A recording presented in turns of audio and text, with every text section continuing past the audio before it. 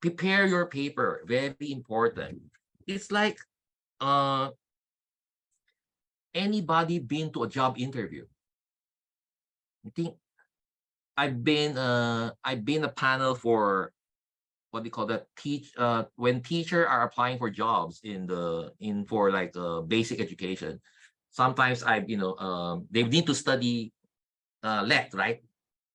So you need to take the you need to go into teacher preparation programs. And then I've been invited a lot of times to screen the student applicants that wanted to become a teacher in the future. So, and then somebody come in, like hip hop, dancing like that. Would that individual get high grades? And then comparing another one, wearing, a very formal and maybe a black skirt, and then very formal, and very acts like acts so similar as a teacher. Would that individual get high score? Yes, so people are normally attracted to somewhat similar things as what you're doing, as what you are. So the same thing with with paper submission.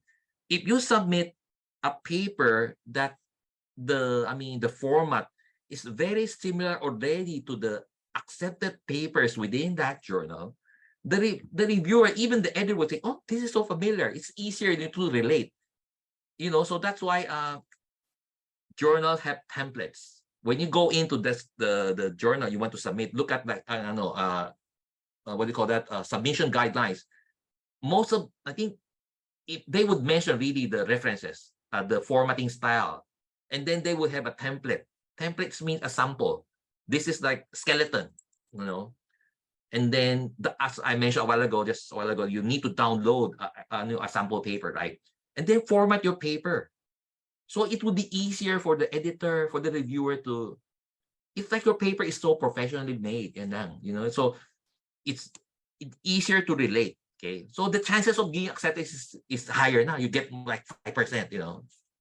Oh, check the style and formatting, as I've been repeating. Okay, formatting style. The style. Like some journals have like A, B, C. Like the section A, introduction. B is the literature. Some journals have 1 for introduction, 2. So the convention that the journal use, those are very maliliit, very small, but those are crucial. Then style, as I mentioned, APA, Harvard, Triple E, but mostly social sciences, APA.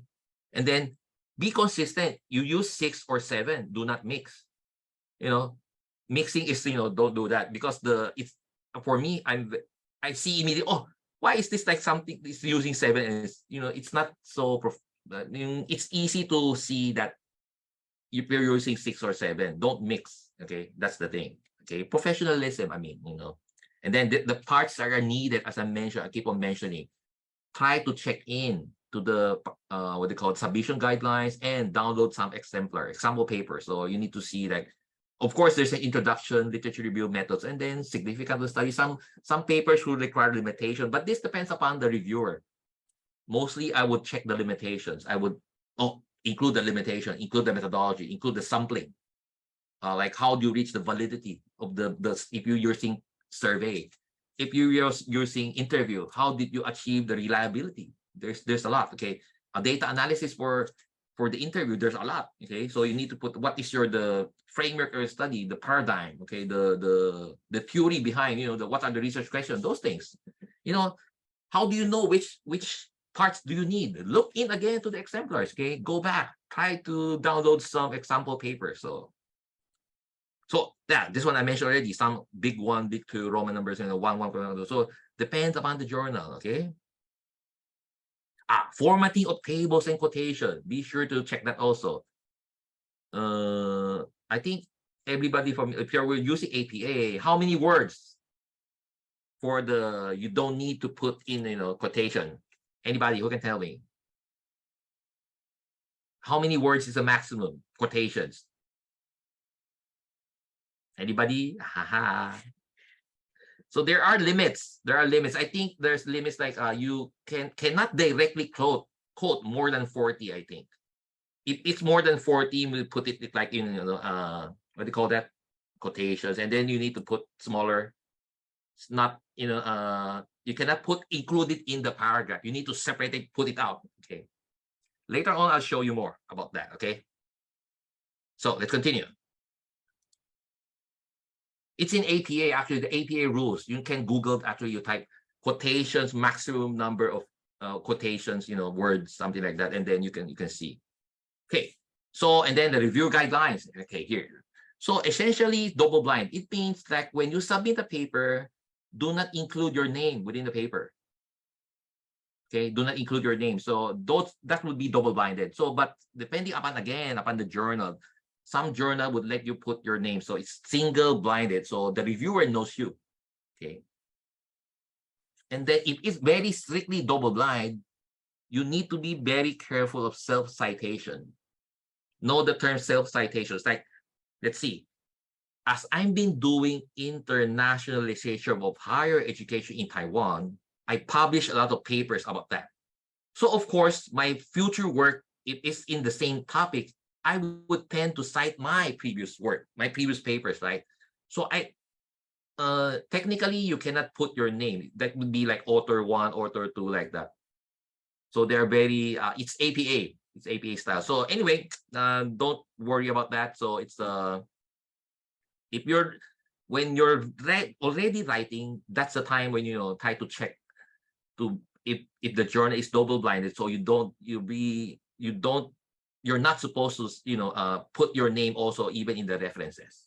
Okay, and those are the what they call the guidelines. They would be in the guidelines. Okay, so the style should be called, so all essential parts should be there: introduction, literature review, methods, finding, discussion, conclusion, recommendation, blah blah blah, those things. Okay, so proper citation, again, I've been repeating this, because it would reflect on the professionalism of the authors.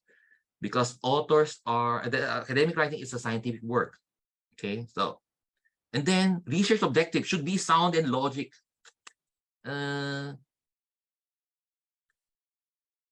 and logic, I mean, makes sense. Okay, even what you wanted to do is something makes sense, and then it's not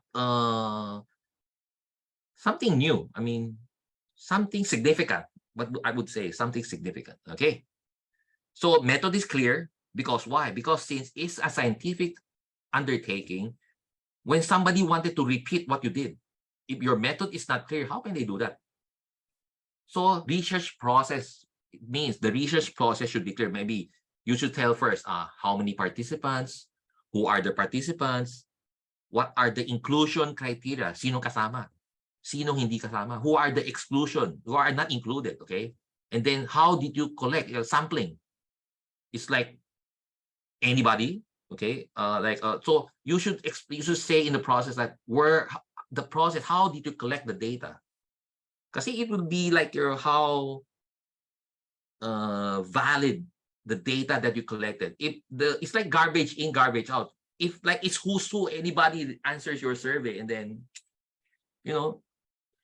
there's no point in publishing the paper if like the data is irrelevant, right?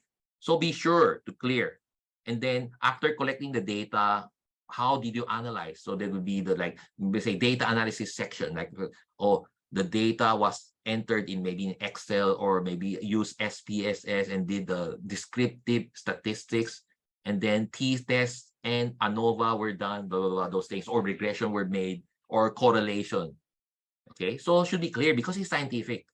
If it's a qualitative study, maybe you could say that you use as constant comparison method, or what do you call that? There's organizing teams into certain under subject matter, blah, blah, blah, those things. Or there's a lot of different ways. Okay, or use there are different scholars who just the tip of my tongue. It's like they're saying that the methods for analyzing qualitative interview data. Okay, so then literature review. When you're doing the literature review, should be relevant, something that is within the topic that you're doing. Do not put literatures that are not your topic. It's like nonsense, right? And then of course should be the timeliness. Right now, maybe year 2000 above, unless the paper is really, what do you call that, relevant. Let's say this is the first guy who mentioned that term, so you need to put the reference. Should be like right now, basically people say put more recent literature in the review. I'll always do that. So it will be like more 2000 above, and then maybe 2010 above, depends upon the topic. And then after literature review, you need to provide a synthesis. In some, the above literature is and then try to relate what you're doing right now, because you're trying to answer a gap in the literature. I'm doing my work because I didn't see this certain study being done in this area. So you need to like significant of your study, connect with that. So, okay, let's continue. Findings should be relevant also. It means like the research objective and the research question and the result should coincide. Do not put something that is new, that you mentioned that you're not doing this. You didn't mention that you're doing this, and then you mentioned it at the end. So should be relevant. Okay, should be aligned also. Okay, and then the discussion again should go back to the research question, and then sometimes maybe you would recall some literature. It's like connecting the story, and then the author is the storyteller. Okay, so the logic should be sound. That's the point. Okay, what is important? What the recommendation? Implications actually, and what? So what now? I found this, and then what? Okay, limitation. What you did not do.